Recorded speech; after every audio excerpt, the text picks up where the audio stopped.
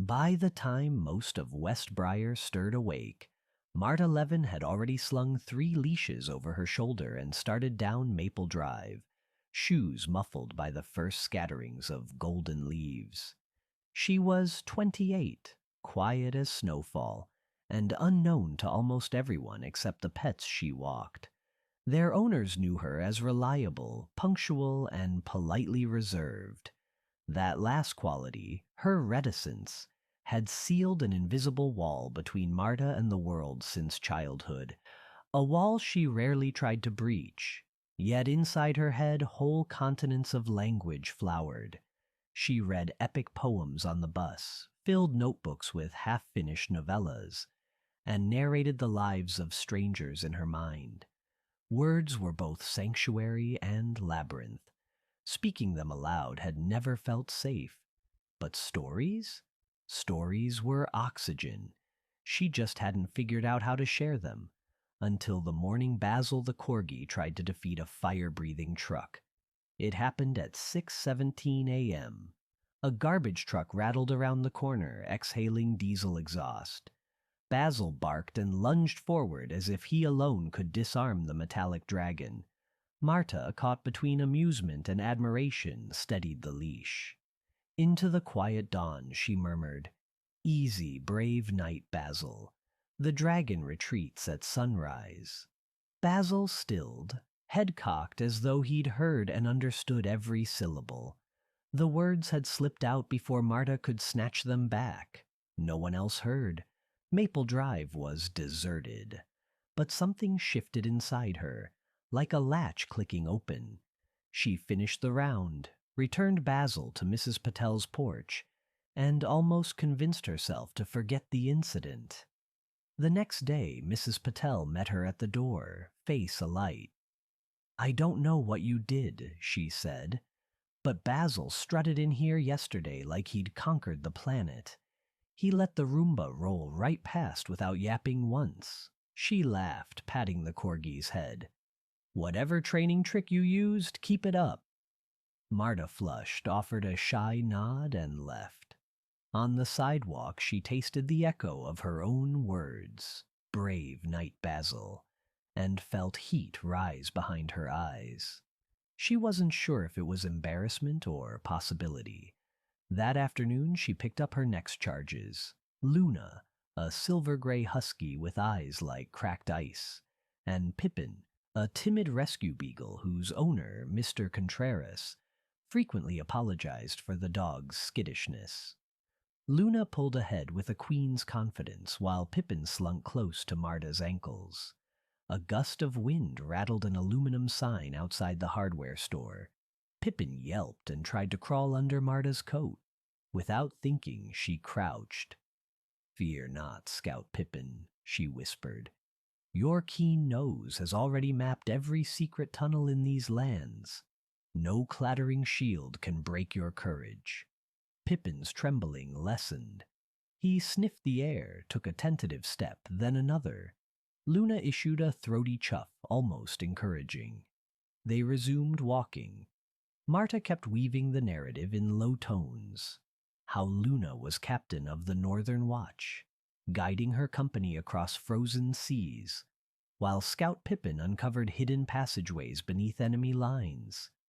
In the space of 4 blocks, Pippin's tail came up like a banner. Mr. Contreras noticed that evening. "He's never looked this confident," he said, astonished. "Is there a new treat brand I should buy?" Marta felt her throat tighten. She wanted to explain, to pour out adjectives about secret tunnels and frozen seas, but only managed, "We tried a different route." She left, pulse drumming. Something luminous, perilous was awakening, as though every tale she'd kept trapped in notebooks suddenly begged for air. 2 weeks passed. Each dog earned a title and a saga. Duchess Luna, Scout Pippin, Knight Basil, Oracle Whisker, an elderly terrier whose bark Marta claimed foretold weather, and Captain Nugget, an overweight golden retriever determined to rescue every errant tennis ball in the kingdom. Marta narrated their quests under her breath, sometimes singing short couplets. The dogs responded with startling attentiveness. Their strides lengthened, tails lifted, and even the most anxious began greeting passers-by with disclaimers of valor. The owners felt the change first through their pets, then through themselves. Mrs. Chen, who often apologized for Nugget's girth and slow pace, started jogging 10 paces after them, laughing when the retriever surged ahead. Mr. Contreras, once hesitant to venture beyond his stoop, began joining Marta for half the walk, eager to watch Scout Pippin's reconnaissance. Marta told herself this was coincidence, exercise, fresh air, but part of her wondered. Stories did not rewrite the external world, she reasoned, but they changed the maps inside heads and hearts. She'd known that on paper. Now she watched it sidle into daylight, wagging tails and all. Still, she couldn't quite cross the threshold into open declaration.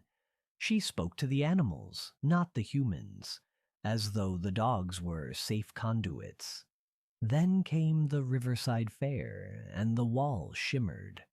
Every autumn, West Briar closed its riverfront streets for one Saturday. Craft booths, kettle corn, a small stage where local bands played nostalgic rock. This year, the committee added a parade of paws to raise funds for the animal shelter. Owners could register pets for a half-mile promenade along the river. Prizes awarded for obedience, costume, and spirit. Many of Marta's clients signed up and begged her to accompany them. The idea of crowds made her stomach twist, yet she imagined rows of dogs striding under their heroic identities and felt something fierce struggle against her shyness. The morning of the fair, she braided her chestnut hair, dressed in simple jeans and looped a canvas satchel over her shoulder. Inside lay scarves of different colors, crimson for Night Basil, sapphire for Duchess Luna, green for Scout Pippin, sun gold for Captain Nugget, and mist white for Oracle Whisker. She'd embroidered symbols on each scarf late at night, tiny swords, compasses, crowns. A gift, she told herself, nothing more. The registration area buzzed with chatter. Marta's clients clustered around her like a protective phalanx, though none knew how tremulous her pulse was. Mrs. Patel waved excitedly. "Basil's first parade! Oh, look at these scarves!" Marta knelt to tie the crimson cloth around Basil's neck. "For courage," she whispered. The corgi's chest puffed. One by one she adorned Luna, Pippin, Nugget, and Whisker. Their owners watched, caught between delight and curiosity. When the starting whistle blew, the procession lurched forward. Children clapped, vendors cheered. The river shimmered cobalt under late morning sun. Basil trotted at the front, ears perked like a knight's helm. Pippin no longer sidled. He scouted, nose high. Luna moved with stately poise. Nugget bounded after dropped popcorn, and Whisker paced with prophetic calm. Something happened in the human contingent, too. Mrs. Patel, usually self-conscious about her soft accent, began announcing Basil's feats to nearby spectators. He once challenged a mighty street sweeper and prevailed. Mr. Contreras narrated Pippin's secret tunnel escapades to a fascinated toddler. Mrs. Chen led Nugget in a mock rescue of an abandoned juice box, laughing so loud people turned to watch and applaud. Marta walked amidst them, listening to their improvised lines. They didn't know the original tales, yet every sentence echoed the spirit she'd woven. Her throat tingled. She wanted to add her voice, but feared it might crack. Halfway through the route, the parade paused so judges could make notes. A teenage MC asked for volunteers to share a quick story about their pets over the loudspeaker. Silence pooled. Then Mrs. Patel nudged Marta. "Tell them what you told Basil," she urged, eyes warm. Marta's heart rattled. One part of her begged to retreat behind the dogs. Another felt the old latch clicking, this time outward. She stepped forward. The MC handed her the microphone. For a terrifying second she saw the crowd as a single, yawning maw. Then Basil nudged her ankle. "Remember sunrise, brave knight," she thought, and drew breath. "Once," she said, voice low but clear, "there was a kingdom of curbside wonders, guarded by Sir Basil of Maple Drive." Though small in stature, his courage filled entire boulevards, and when the fiery dragon of waste management roared each Tuesday, Sir Basil placed his paws upon the asphalt and declared, "Here none shall harm my people." The dragon, hearing such conviction, receded until its wheels were but rumors on the wind. She stopped, horrified at her own audacity, until applause burst forth. The husky handler behind her shouted, "Tell us about the ice captain." Several voices echoed. Marta's cheeks burned, but words tumbled free. She spoke of Duchess Luna leading sled teams over crystalline fjords, of Scout Pippin mapping catacombs beneath garden fences, of Captain Nugget retrieving golden orbs from treacherous puddles, and Oracle Whisker divining tomorrow's sunshine in a single snuffle of air. The crowd's clapping felt like warm rain. When she finally yielded the microphone, Marta realized her hands weren't shaking. Her clients surrounded her, eyes shining. Something had breached the wall and did not rebuild it. After the parade, the judges awarded Best Spirit to Basil's miniature Caballero outfit. Marta had no involvement but grinned fiercely. More important, donations spiked during her storytelling. The shelter director hugged her, asking if she'd perform at future events. Marta promised to consider. That evening, back in her apartment, she reread an old notebook and discovered her handwriting looked different, firmer, unapologetic. She slept dreamlessly for the first time in months. Days turned to weeks, and the ripple spread. Owners requested story time updates after every walk. Parents began booking Marta for children's parties. Just bring one dog and tell a tale. She resisted at first, suspecting she would revert to silence once novelty faded. But each performance built new muscle memory. She learned to modulate tone, insert pauses, gauge laughter. Even her posture changed, shoulders uncurled as though adjusting to an unseen cape. It wasn't only clients who transformed. Mrs. Patel joined a public speaking club explaining that if a corgi could face a dragon, she could face a podium. Mr. Contreras, previously agoraphobic, started volunteering at the Historical Society, leading tours through dim archives like a real-life Scout Pippin. Mrs. Chen signed up for a 5K with Nugget and posted daily rescue missions on social media, collecting litter, donating canned goods. Some afternoons, Marta would watch them depart. Mrs. Patel rehearsing her next speech, Mr. Contreras charting new neighborhoods on his phone, Mrs. Chen stretching hamstrings, and feel her chest ache with wonder. Stories hadn't merely reflected their realities. They had bent them, slightly but irrevocably, toward bravery. One frosty morning in January, a new client called Dr. Sylvia Rhodes, a pediatric oncologist whose schedule left her Australian shepherd Arrow restless. During their first meeting, Dr. Rhodes seemed composed to the point of marble. Her conversation clipped, her gaze exhausted. She handed over Arrow's leash with an apologetic shrug. "He needs more than I can give right now." Arrow's coat shimmered copper under winter light. He barked once, eager. Marta sensed a particular melancholy. The dogs, yes, but also the owners, mirrored in silent intervals between heartbeat and breath. She took Arrow on a circuit around the frozen pond, spinning a fresh myth. How Lord Arrow the Swift could outrun shadows themselves, carrying messages from the Valley of Dawn to cities desperate for hope. Arrow pranced. He leapt at flurries as if scattering gloom. Back at the house, the dog dragged Marta straight to Dr. Rhodes, planted forepaws on her knee, and gazed up as if reporting mission success. The physician's composure cracked. She laughed, a sharp bell note. I haven't seen him this lively in months. Marta hesitated, then summoned courage. He's a messenger, you know.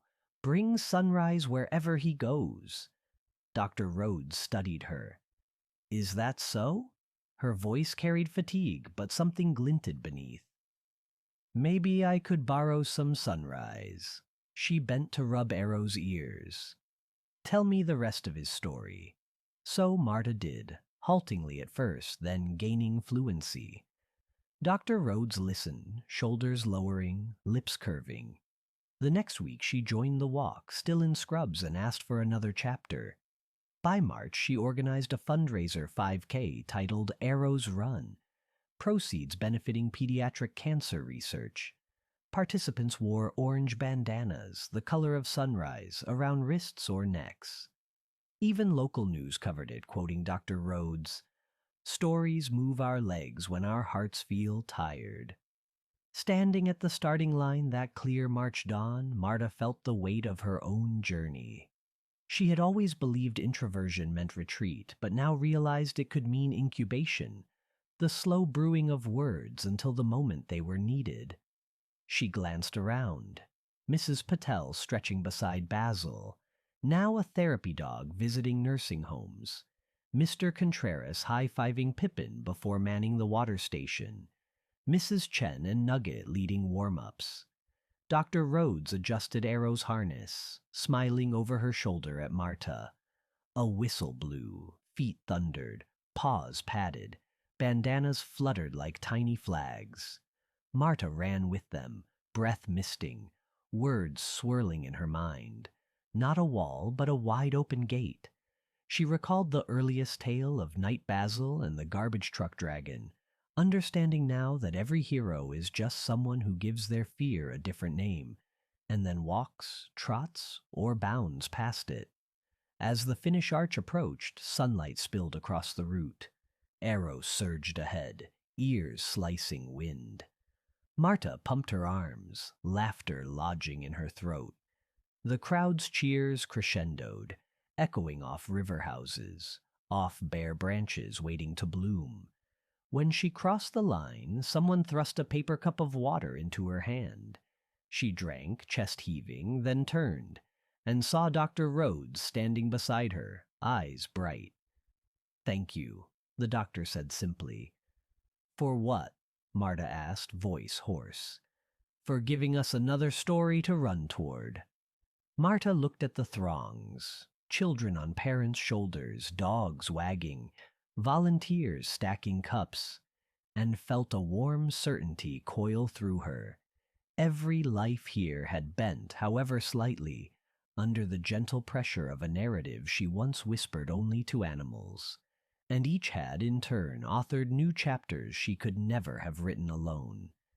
That night, back in her apartment, she opened a fresh notebook. On the first page she wrote, "Heroes come in pairs, one on 2 legs, one on 4. Their quests intertwine until neither remembers which heart sparked the first step." She smiled, imagining future dawns where unsung pets waited at doorways, tails beating like drums, their owners close behind, ready for another adventure, another translation of courage. Marta would be there, leashes in one hand, stories in the other, speaking the secret language that turns sidewalks into kingdoms and ordinary souls into legends marching proudly beside their beasts.